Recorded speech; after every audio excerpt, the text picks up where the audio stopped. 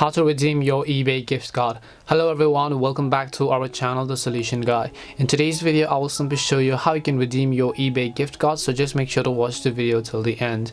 In order to redeem our eBay gift card, all you have to do is first of all go to ebay.com, and once you go to ebay.com, sign into your account. Now just shop for a few products that you want. Once you shop for a few products and then add them to your cart, we're going to go to the checkout page by just clicking on the cart icon from the top right hand side of the screen, as you can see over here.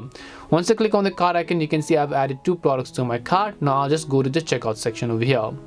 Now once I go to checkout, basically I have to fill out my payment details as well as my delivery details. But over here we want to redeem our gift card, so we're going to scroll down to the bottom of the screen, and then here you'll find the option called gift cards, coupons and eBay bucks, and this is exactly where we want to enter our code of our gift card. So make sure to simply enter your gift card code. Once you enter your gift card code, all you have to do is just click on the apply button here, and as you click on the apply button, you should be able to successfully go ahead and then redeem your gift card on eBay.